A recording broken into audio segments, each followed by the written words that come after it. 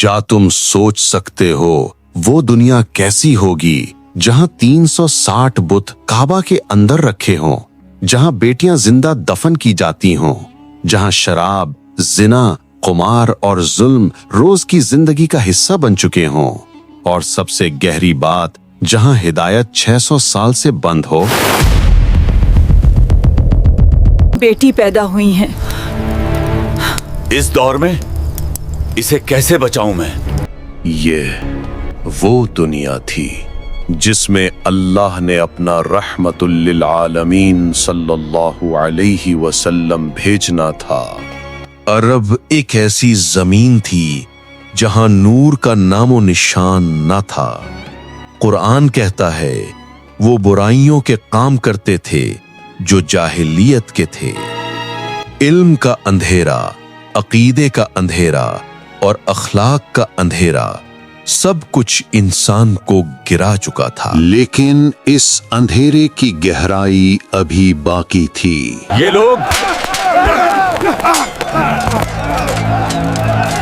बुराई को ही अपना रास्ता बना बैठे हैं। इन हालात में कोई नेक राह कैसे ढूंढे? काबा, जिसे इब्राहीम और इस्माइल ने तौहीद के लिए उठाया था, आज 360 बुतों से घिरा खड़ा था। लोग उन पत्थरों से उम्मीद रखते, उनके आगे कुर्बानियां करते, उनके नाम कस्में खाते। मगर इस अंधेरे में एक नूर छुपा हुआ था। ऐ बुत, मेरी मुश्किलें आसान कर दे, बस एक निशानी दे दे। मैंने सब कुछ चढ़ाया, फिर भी ये बुत मुझे कभी जवाब नहीं देता। शराब हर महफिल में बह रही थी। जिना बदनाम ना समझा जाता था। कुमार शहर की गलियों का खेल बन चुका था। मजलूम की आवाज किसी तक नहीं पहुंचती थी। कुरान कहता है वो लोगों का माल बातिल तरीकों से खाते थे। ये लोग ऐसे बटोरते हैं जैसे कोई देख ही नहीं रहा हो। मासूम से भी इतना खुला जुल्म, ये कहां का इंसाफ है? लेकिन अरब का सबसे हौलनाक चेहरा अभी सामने आना बाकी था। सुनने में तकलीफ होती है, लेकिन ये हकीकत थी। कुरान कहता है, और जब जिंदा दफन की गई बेटी से पूछा जाएगा किस जुर्म में मारा गई। मेरा क्या कसूर था? मुझे ऐसे क्यों छोड़ा गया? इंसानियत मर चुकी थी, मगर रब की रहमत जाग रही थी। अरब में जंग एक कत्ल से नहीं रुकती थी। एक कबीले का लफ्फाज शायर अगले कबीले को जलील कर दे और जंग 40 साल तक जारी रह जाती। खून, सिर्फ खून बहता रहता। 40 साल और ये जंग खत्म ही नहीं हुई। बदला, बस बदला बढ़ता गया। लेकिन इस जुल्म के बीच भी कुछ लोग सही रास्ता ढूंढ रहे थे। हुनफा, ये वो लोग थे जो शिर्क से नफरत करते, जो कहते इस जमीन को एक ही रब चलाता है। लेकिन उनके पास कोई नबी नहीं था, कोई हिदायत नहीं, बस इंतजार, इंतजार कि अल्लाह कब अपना पैगंबर भेजेगा। ईसा इब्ने मरियम के बाद 600 साल तक आसमान से वही नहीं उतरी। दुनिया अंधेरे में भटक रही थी।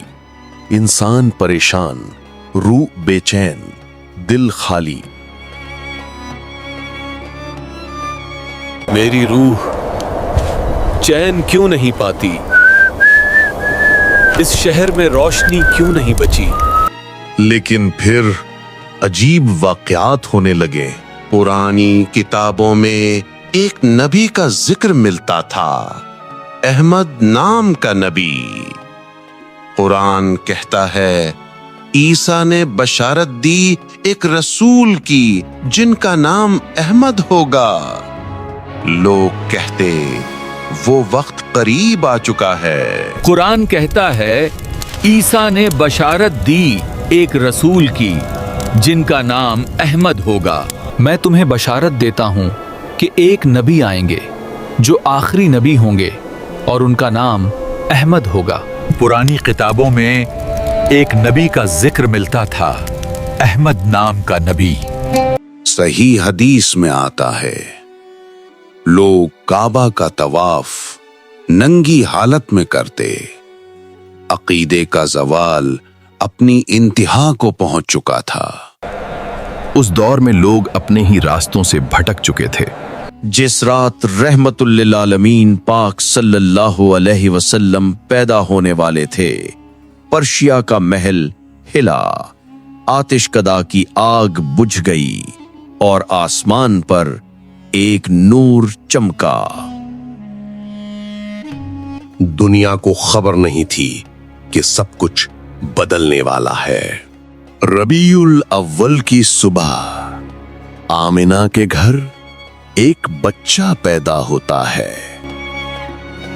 وہ بچہ جس کا ذکر ابراہیم نے دعا میں کیا، موسیٰ نے امید میں اور عیسیٰ نے بشارت میں۔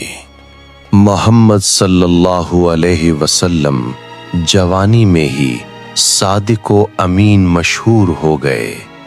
ان کے اخلاق، ان کا سچ جاہلیت کے اندھیرے میں ایک چمکتا ہوا ستارہ تھا۔ پھر وہ رات آئی، جبل نور خاموش تھا۔ غار حرا میں تنہا محمد صلی اللہ علیہ وسلم عبادت میں مصروف تھے۔ اچانک نور پھیلتا ہے، جبریل اترتے ہیں اور کہتے ہیں اقرا۔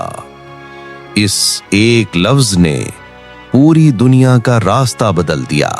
جاہلیت کا دور ٹوٹ گیا، اندھیرا بکھر گیا، توحید کا نور اٹھ گیا۔ قرآن کہتا ہے اللہ تمہیں اندھیروں سے روشنی کی طرف نکالتا ہے۔ یہ تھی وہ دنیا جس میں نبی صلی اللہ علیہ وسلم آئے، اور جب وہ آئے تو روشنی نے اندھیرے کو ہمیشہ کے لیے مٹا دیا۔